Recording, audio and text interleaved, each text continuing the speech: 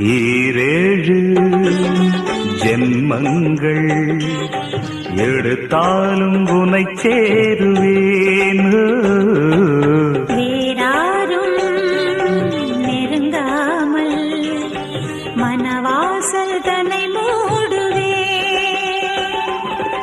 உருவானது நல்ல சிவரஞ்சனி, உனக்காகத்தான் இந்த கீதாஞ்சலி. ராகங்களில் ஆராதனை, மோகங்களின் ஆராதனை.